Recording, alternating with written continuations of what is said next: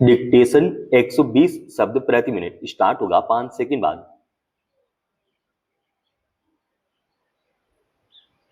Start. Delhi के रोहिणी इलाके में एक मुठभेड़ के दौरान पुलिस के हाथों 4 वांछित अपराधियों के मारे जाने की घटना कानून व्यवस्था और आपराधिक तत्वों पर काबू पाने के लिहाज से पुलिस की बड़ी उपलब्धि है। मगर इस मुठभेड़ की अहमियत इसलिए ज्यादा है कि मारे गए अपराधियों की मंशा बिहार में विधानसभा चुनावों के दौरान किसी बड़ी हिंसक वारदात के जरिए दहशत फैलाने की थी। सिग्मा गिरोह के नाम से कुख्यात अपराधियों का जबरन वसूली से लेकर भयादोहन और हत्या जैसे जघन्य अपराधों को अंजाम देने का एक बड़ा जाल था और लंबे समय से पुलिस को उनकी तलाश थी। इसी क्रम में बिहार के सीतामढ़ी जिले की पुलिस की सूचना और दिल्ली पुलिस के साथ एक सुनियोजित अभियान के साथ रोहिणी इलाके में कार में जा रहे इन अपराधियों को रोका गया। लेकिन जब अपराधियों ने गोलीबारी शुरू कर दी तब पुलिस ने भी जवाब दिया। माना जा रहा है पुलिस की इस कामयाबी के साथ बिहार के अपराध जगत में वर्चस्व कायम रखने के लिए आतंक का माहौल खड़ा करने वाले सिग्मा गिरोह का खात्मा हो गया है।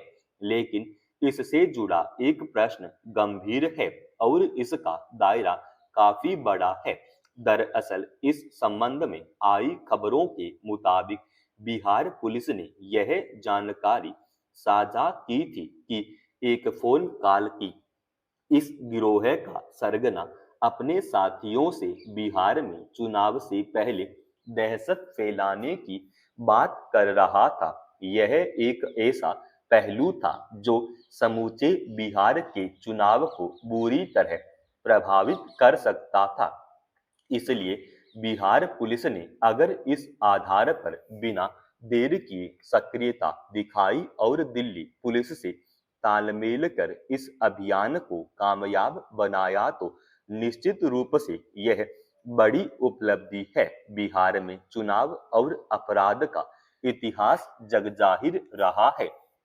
अमूमन हर चुनाव के दौरान कुछ नेताओं की ओर से अपने प्रतिद्वंदियों को मात देने के लिए हर तरह के हथकंडे का सहारा लेने के किस्से आम रहे हैं, जिसमें किसी अपराधी को सुपारी देकर दहशत फैलाने से लेकर हत्या या इसके लिए कोशिशें तक शामिल थीं। इसका नतीजा यह होता था कि एक और कोई उम्मीदवार अपने कदम पीछे खींच लेता था तो दूसरी ओर मतदाताओं के बीच भी भय का माहौल व्याप्त हो जाता था।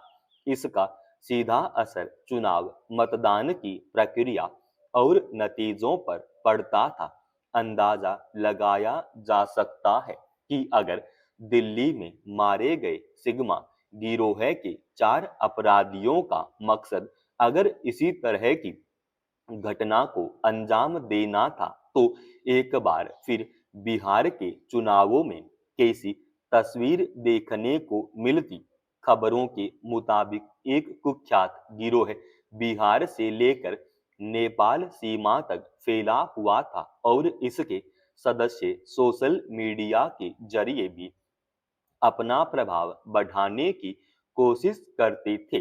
साथ ही ये लोग बिहार, झारखंड, उत्तर प्रदेश में रंगदारी सुपारी लेकर हत्या और अवैध हथियार आपूर्ति जैसे अपराधों में लिप्त थे। इस गिरोह के खात्मे के बाद थोड़ी राहत महसूस की जा सकती है, लेकिन इसकी क्या गारंटी है कि बिहार में ऐसे दूसरे गिरोह सक्रिय नहीं है। पिछले कुछ वर्षों के दौरान बिहार में अपराधों का ग्राफ इस कदर तेज रफ्तार से बढ़ा है कि इसे लेकर हर तरफ चिंता जताई जाने लगी है। सरेआम हत्या की कई बड़ी वारदात से यह साफ हुआ कि राज्य में सुशासन का दावा महज एक लुभावना नारा भर है। हालांकि पुलिस अगर ईमानदार इच्छा शक्ति के साथ काम करे तो इसके लिए अपराधियों पर शिकंजा कसना बहुत मुश्किल नहीं है। हर वर्ष दिल्ली और राष्ट्रीय राजधानी क्षेत्र में वायु प्रदूषण एक बड़ी समस्या के रूप में सामने आता है। आज हालत यह है कि इसने लाखों लोगों की सेहत को जोखिम में डाल दिया है।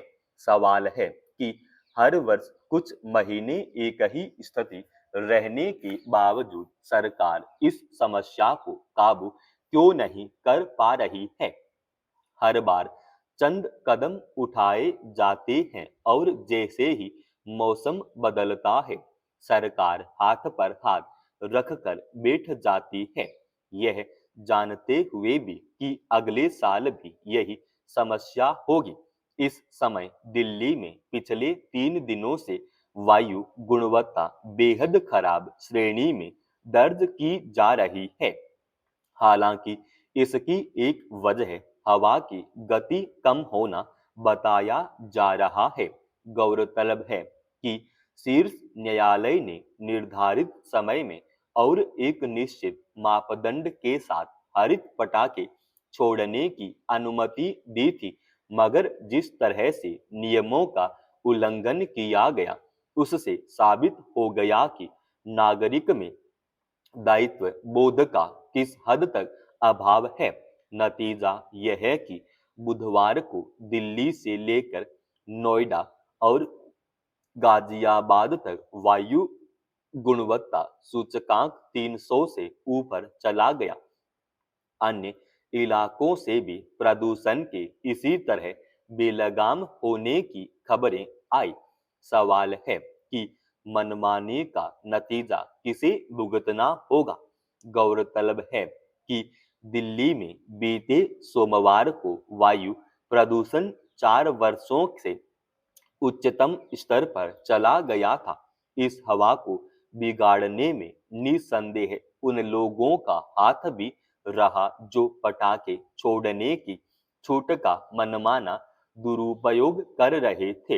हालांकि पिछले वर्ष की तुलना में प्रदूषण कम होने की बात सरकारी स्तर पर कही गई है, जबकि दीपावली के अगले ही दिन आंखों में जलन और घुटन महसूस करने की शिकायतें आम थी।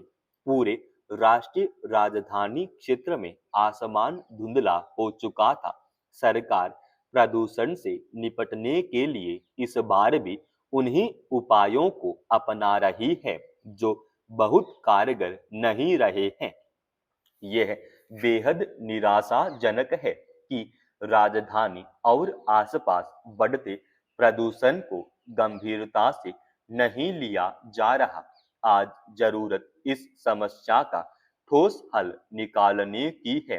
यह नहीं भूलना चाहिए कि यह जीवन जीने के अधिकार से भी जुड़ा मसला है।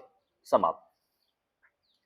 दोस्तों, रोजाना ऐसे एडवांस डिक्टेशन के लिए चैनल को आप अभी सब्सक्राइब कीजिएगा और आज के इस डिक्टेशन का पीडीएफ फाइल हमने हमारे Telegram channel study with HP form पे डाल दी है, जिसका लिंक इसी वीडियो के डिस्क्रिप्शन में डाल रखा है।